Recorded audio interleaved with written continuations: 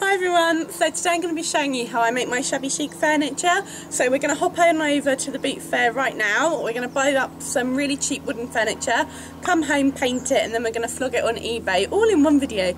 So I hope you're ready. I'm just going to give you my quick tips about what you need to look out for in the boot fair, and then we'll get going. Okay, so I've got three main tips for successful buying at a boot fair. Tip number one is always clean out your car. Make sure you've got lots and lots of space because you don't want to not be able to pack your goodies in your vehicle, or just take loads of shopping bags, etc. so you've got room to put your treasure in.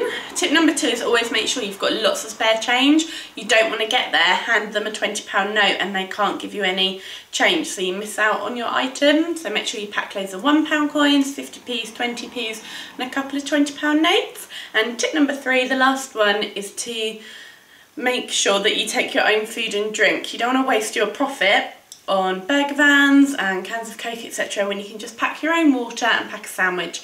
It's much more cost effective. That's it, so let's get down and go to the boot fair. Here's the boot fair. I can already tell it's going to be very embarrassing to film, so this might be all the footage you get. I'm just going to trawl up and down and see if I can find any bargains.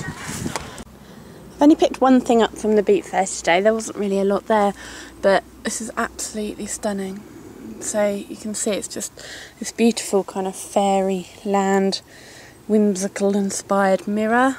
I think it's wood or some kind of plastic that's been painted with gold, and that's what you need to look out for. What I particularly look out for are mirrors that have something going on with them, so they're not just a basic frame, they've actually got something to them, whether it be a bit of decoration on it or some engraving or some anything like that. This is going to be perfect. And when you're looking at a mirror, don't just look at it and go, oh, that's disgusting. Look at it and think, this is going to look amazing painted. My one top tip is to make sure that the glass is free from any marks underneath that you won't be able to get off. But that's it. So the lady wanted £10 for it and I haggled her down to £4. So just be brave if you want to do this. And yeah, we're going to get on with painting it. So I'm back in my garden and I'm just setting up everything ready to paint the mirror. I paint on just an old garden table that I got from B&Q for about £6, and it's just so I don't have to keep bending over or sitting down painting, so it's just easier on my back. Things that you might need are definitely sandpaper, so I just buy coarse sandpaper from Homebase, but you can get cheap stuff from Tesco's. Also, you might need an electric sander, especially like a belt one, especially for any tabletops that have varnish, etc. on it. But I just borrow my brother's girlfriend's one, so just ask around, see if any men or whatever have got any of those. The paint that I use is Farrow & Ball Old White, and I prefer this paint. It gives a really nice effect, and it's very popular for people to buy because it's quite a prestigious brand of paint colour. So I use that. And then I use these brushes from Homebase, which are the no loss brushes. I've never had any hair loss from these. They're fantastic, and they come in a big pack of lots of different sizes.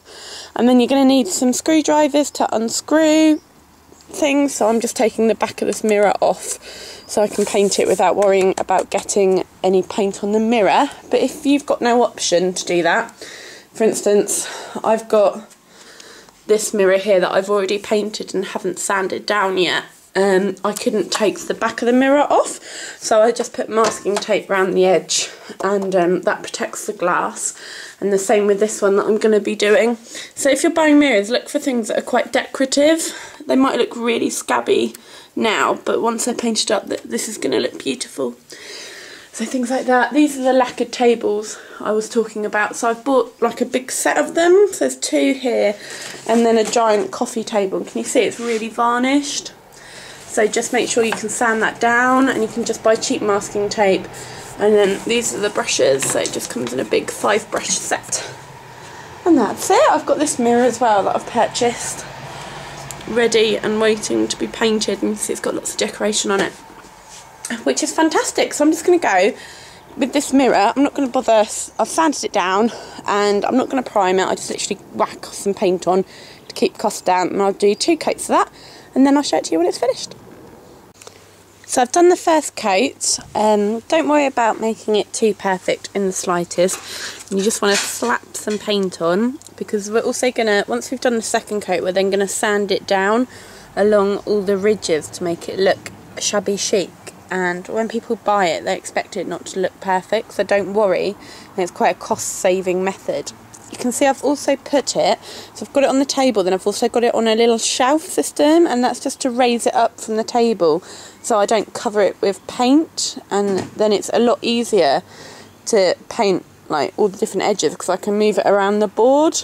No, do you understand what I mean? It's just a lot easier to raise it off of something using a thin plank. This is just an old IKEA shelf, black one, from their Lac collection. I think it's like £8, but you could raise it with anything really. So that's it. I think it's going to rain. Have a look. It doesn't look too good.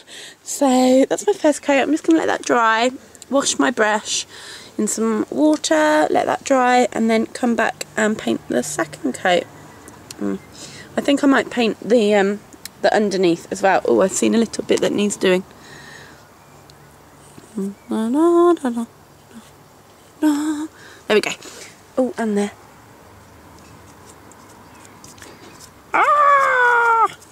Cool, lovely. Right, I'm going. I'll come back once we've done the second coat to show you how to rub down. Bye. So while I'm letting that dry over there, I'm just going to quickly mask off this mirror. So I started masking taping it. Hello! Do you want some toast? Oh yeah, I'm having some toast with marmalade. There's a little break. I'm going to mask this off and paint the first coat as well. So I'll just normally paint one thing, let it dry, and then paint another while it's drying, and then swap it round. I'm going to have a break.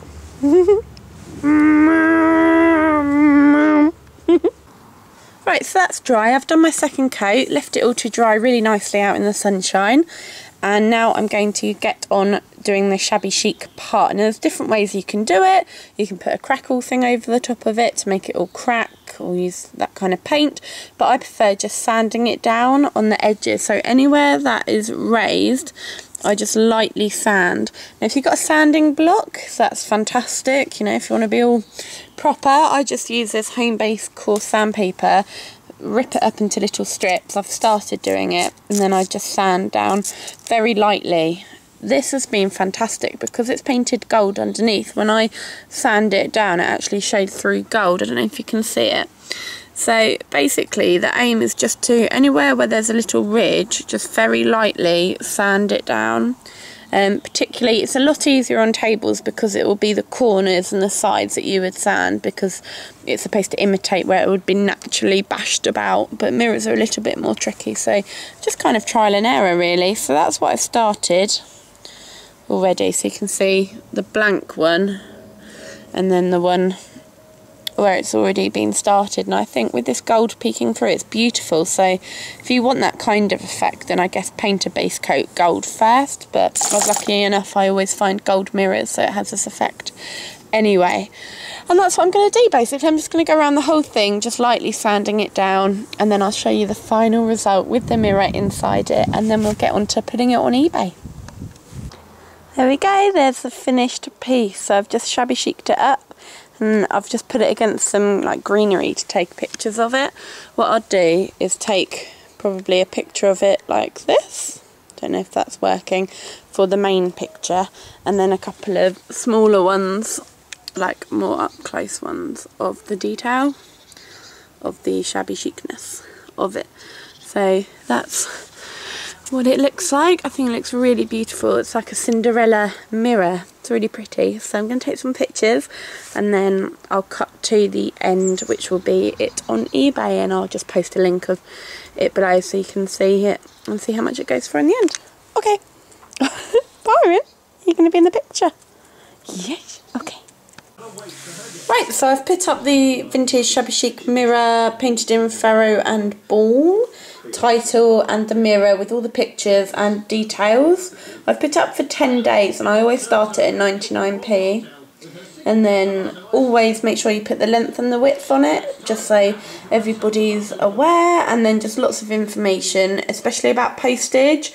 I always say that they have to come and collect the mirror from me unless they live up to 10 miles away. Sorry, I know there's a spelling mistake there, I'll change that. Unless they live 10 miles away and they want it delivered, I can do that for about £8 charge. Or they can arrange a courier to come and collect it from my house, and I don't mind them doing that either. but I won't be posting it because it's just an absolute nightmare. So that's it. The item number is somewhere, but I'll put a link below to where you can have a look at the item. You might want to know what happens to it. I don't know if you're interested or not. I'm going to turn around so you can see my face in like massive whoa, whoa, whoa, wee wah. It's not good. I'm not wearing any makeup at all. Never mind, and I'm wearing bright green nail varnish. It's called, what, the Shrek are you? I don't know, it's a green one. Who the Shrek are you? I don't really like it. It's really disgusting. But anyway, I thought I'd wear it. So thank you very much. I hope you've enjoyed this video. I hope you found it useful and helpful. If you've got any questions, then please leave a comment down below. I'm sure some of you are going to chip in with the way that you do it if you think it's better. But that's just how I do my shabby chic furniture, and it works for me. I do it as a hobby. It's not a business. I am a primary school teacher, so I do have a job. But in the summer, I like to do it because you can just sit outside and paint, and it's fun going to boot fairs. So that's it. I hope you've enjoyed yourself, and I'm going. Thank you for subscribing, and I will speak to you later. Bye.